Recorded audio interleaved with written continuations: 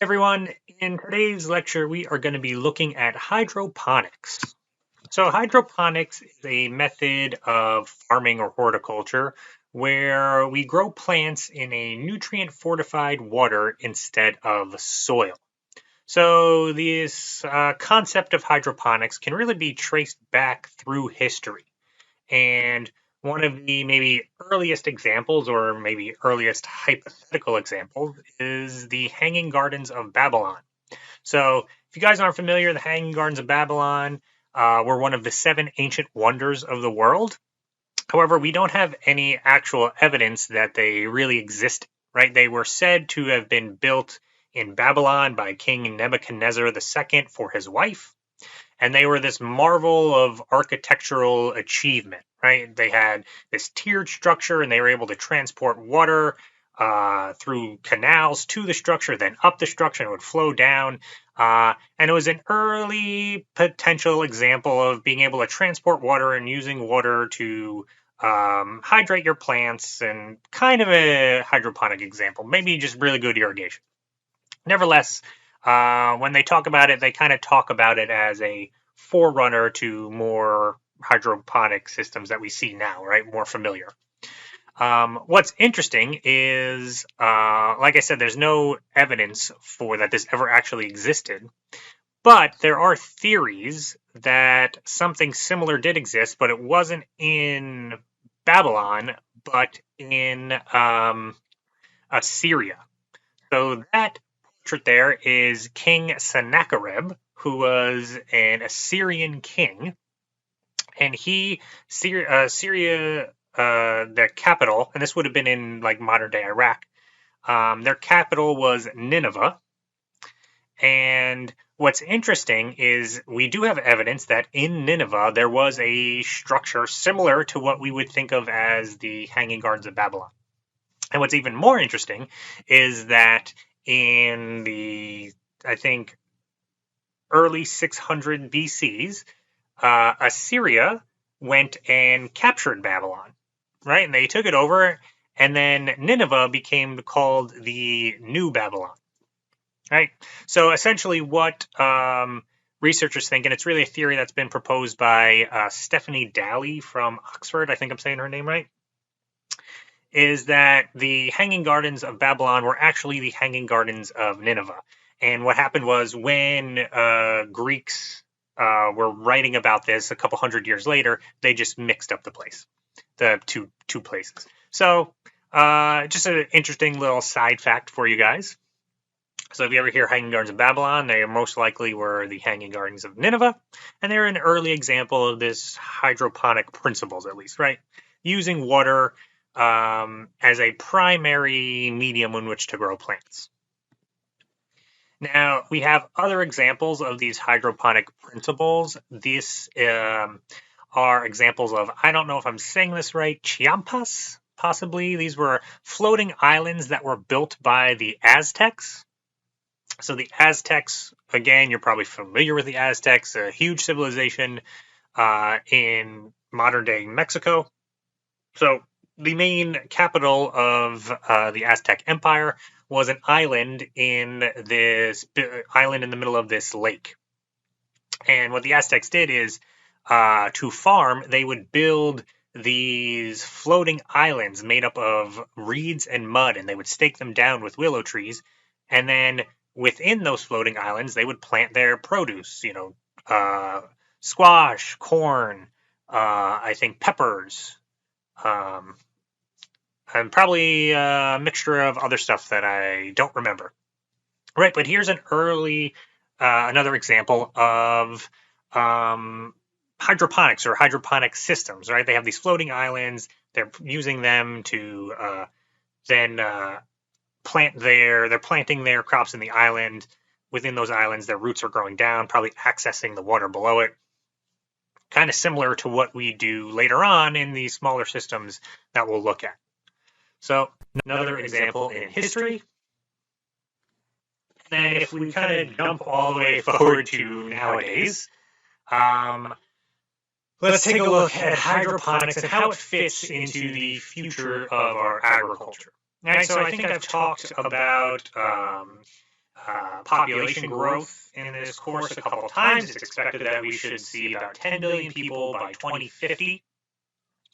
And then each year we're adding about 83 million people to the world's population. So as we add more people, these are all people that we need to feed. Now, in 2019, it's estimated that 124 million people faced food shortages from climate-related events such as flooding or irregular rains, droughts, high temperatures, etc. And it's likely that climate change is going to exacerbate these issues in many areas. What is a great advantage of hydroponic systems are that they are controlled environments.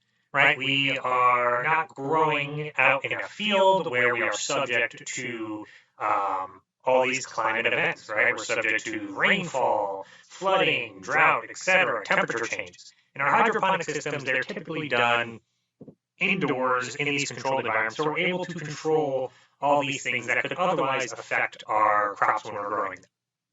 As a result, typically, even though we are growing in water, we're typically using less water in these hydroponic systems, and we can have food that is produced year-round. It's not dependent on the seasons, right, or the time of year where we're seeing different amounts of sunlight and temperature changes. Because, again, it's a controlled environment.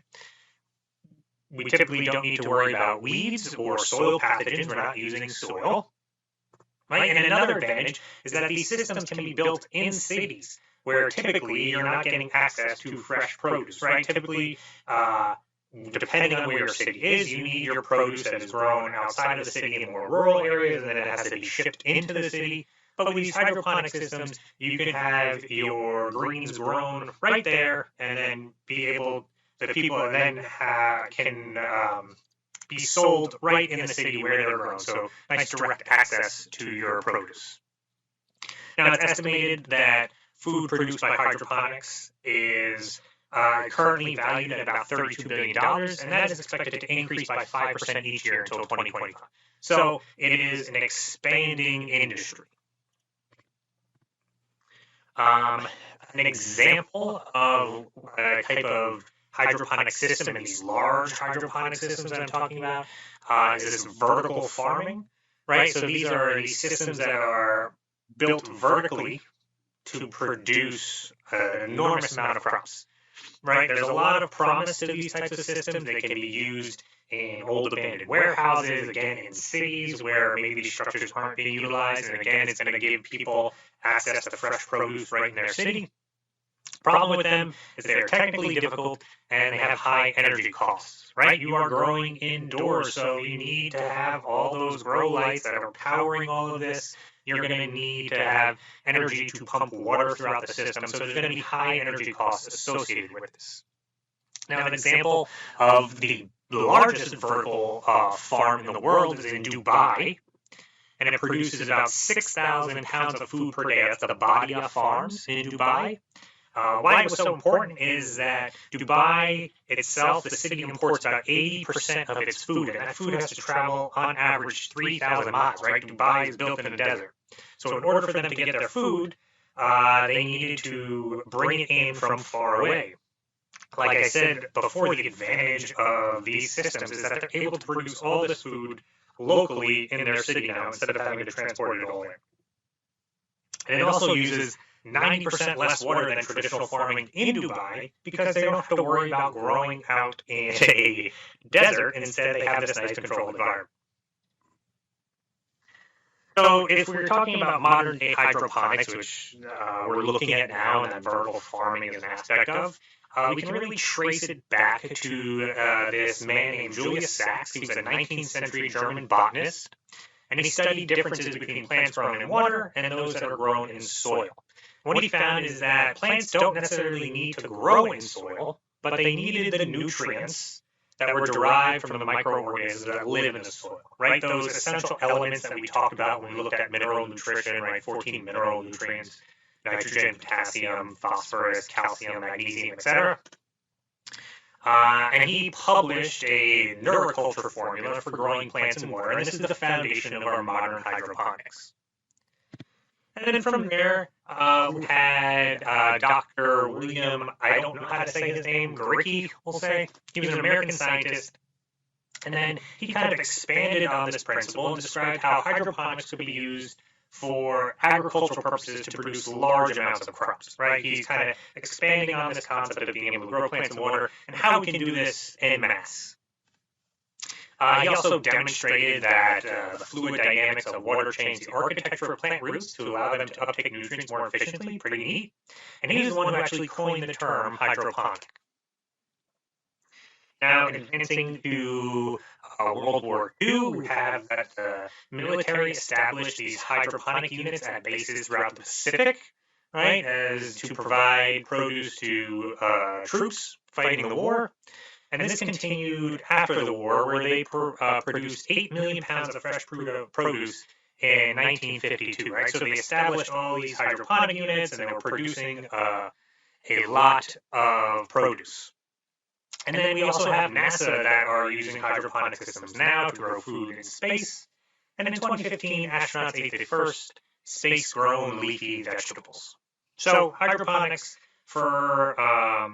it has a number of applications, right? There are a number of benefits to it, and it's been used both in history and now in modern times.